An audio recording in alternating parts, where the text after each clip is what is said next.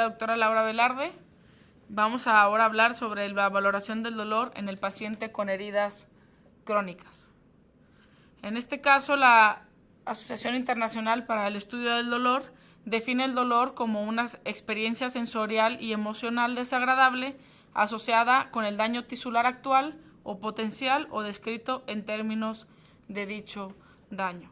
Vamos a hablar rápidamente de algunos términos en los que está comprometido el dolor, como en el caso de la alodinia, ¿sí? Que es un dolor debido a un estímulo que normalmente no provoca dolor, ¿sí? Como un paciente que que le duela el traer puesta una playera cuando ya tiene una neuralgia posherpética. Ya pasó el cuadro agudo de la infección por el herpes y él continúa con dolor.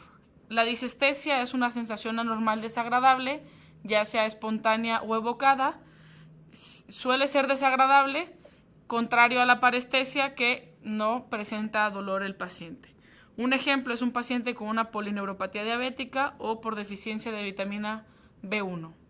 La hiperalgesia es una respuesta aumentada a un estímulo que es normalmente doloroso, que quiere decir te duele, pero no es para que sea incapacitante, pero al paciente le presenta la molestia. Y una hiperestesia es una sensibilidad aumentada frente al estímulo, excluyendo los sentidos especiales, como el aumento de una sensibilidad cutánea a una sensación térmica sin dolor, ya sea frío o sea calor. Es importante contemplar en nuestro paciente las dimensiones del dolor.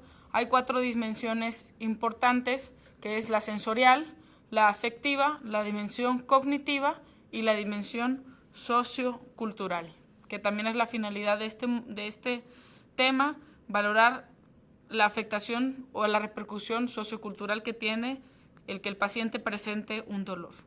Dentro de la dimensión sensorial, ¿qué vamos a ver aquí? ¿Cuánto le duele a mi paciente y a qué se parece este dolor? Vamos a ver que hay escalas de valoración del dolor y qué características puede presentar el mismo, sea penetrante, lacerante, punzante. Esta dimensión sensorial el dolor se va a dividir en nociceptivo y neuropático. En el nociceptivo hay una afectación tisular. En el neuropático hay afectación al sistema nervioso central y sistema nervioso periférico. Por su duración se puede clasificar en agudo o crónico, y el crónico puede ser a la vez temporal o persistente.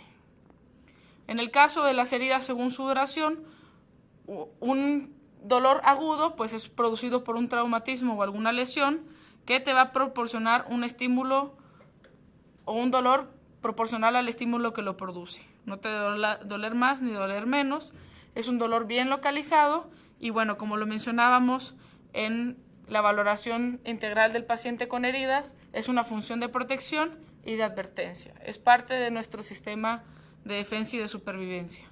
Es un síntoma y suele responder bien al tratamiento.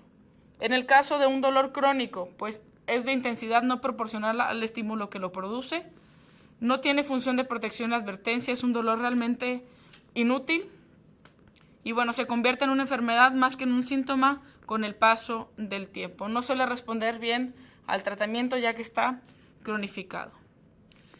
El dolor en las heridas crónicas, lo hablábamos, puede ser temporal o persistente. En el caso del dolor temporal, pues se puede ver o relacionarse con el cambio de algún apósito, cuando se realiza la limpieza de la herida, cuando se realiza algún tipo de desbridamiento que conlleve dolor.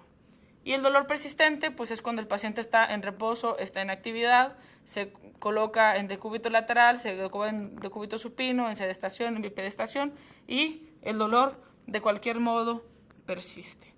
¿Qué escalas de valoración podemos utilizar? Bueno, pues está la escala visual análoga y lo que vamos a ver es que el paciente va a describir su intensidad del dolor sobre una línea continua y que en los extremos se va a presentar una carita feliz con ningún dolor y una carita con el paciente llorando el peor dolor inimaginable. Y ustedes lo pueden contemplar o interrogar al paciente.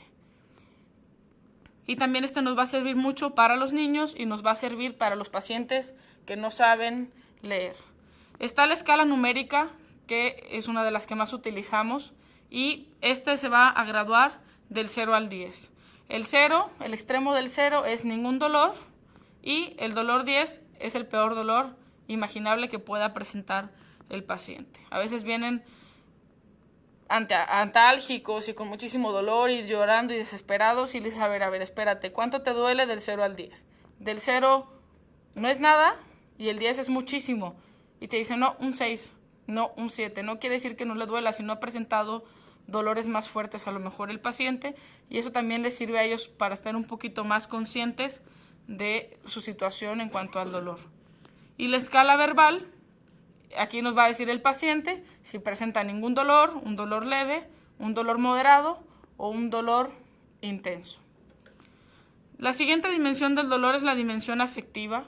Es el impacto emocional que tiene el dolor en el paciente, cómo lo percibe, cómo lo siente.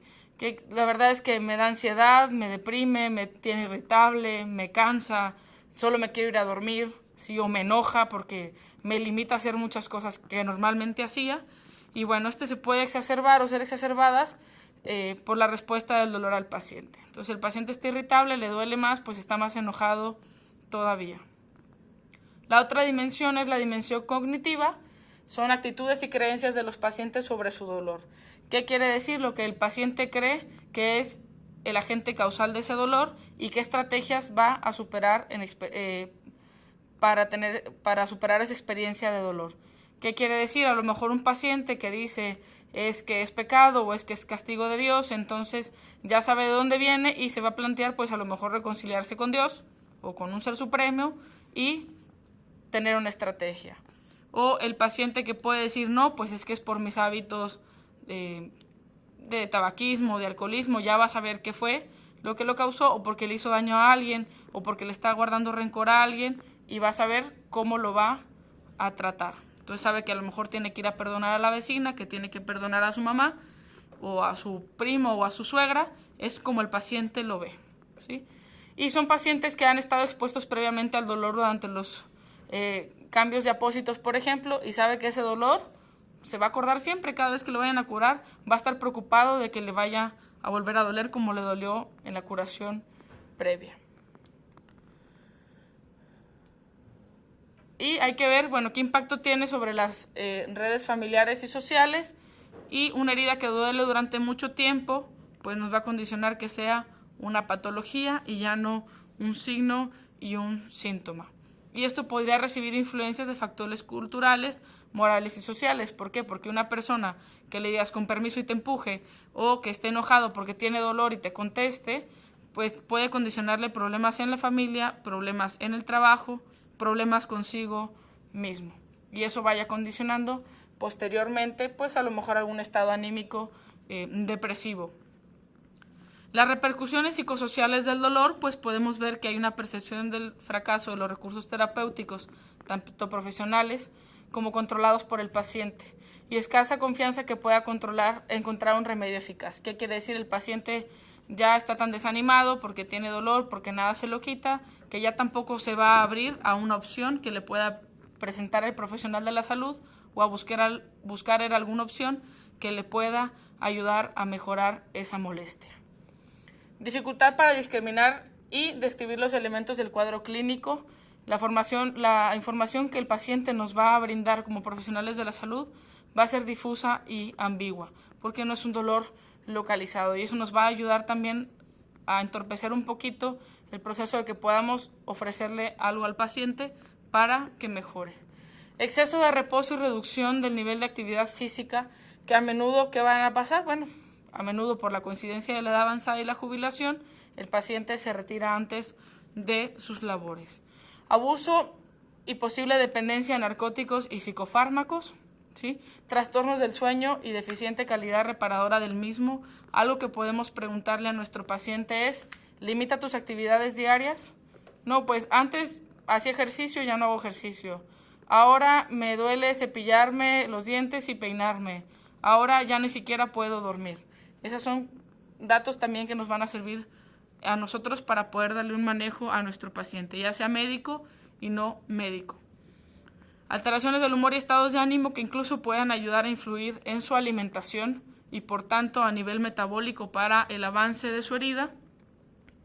Reducción en el nivel de la actividad funcional, deficientes repertorios de habilidades en diversas esferas adaptativas por falta de aplicación. ¿Qué pasa? Que mi paciente pues ya no va a trabajar, lo despiden y ya no hay dinero en la casa, hay problemas familiares, las familias se divorcian, o bien ya no va a trabajar, los hijos dejan de estudiar y se van a trabajar más chicos. Todo eso nos va a influir a nivel social. Problemas de comunicación con los profesionales, abandono de trabajo, como ya les mencionaba, y por lo tanto problemas en relación social y socioeconómicos. Modificaciones en el ambiente familiar, relaciones basadas en la asistencia y cuidado del paciente. En ocasiones el familiar está con toda la disposición del mundo por ayudarlo, pero el paciente pues está desanimado o ya no quiere o se niega o no quiere hacer su tratamiento, pues va a llegar un punto en que el familiar va a decir, bueno, si no quieres no te voy a obligar, y ya no lo van a apoyar. Falta de autonomía personal y bueno, se produce una disminución del umbral del dolor, provocando periodos de inactividad. Visitas frecuentes a especialistas por quejas somáticas. El dolor somático existe, es un dolor referenciado, el paciente le hiciste muchos estudios y no aparece ninguna patología. En este caso nuestro paciente presenta una herida, pero bueno, si no tuviera herida, pues no tiene ninguna enfermedad, todo es somático. El hecho de que venga de su cabeza y de que el paciente sea por psicología no quiere decir que no presente ese dolor. Entonces recuerden siempre, el dolor es muy subjetivo, el dolor puede condicionar muchas cosas de bienestar o de un mal estado del paciente consigo mismo, con la familia, con la sociedad, que incluye su trabajo y por lo tanto tener una mejor calidad de vida. Esto es todo por este tema. Muchas gracias.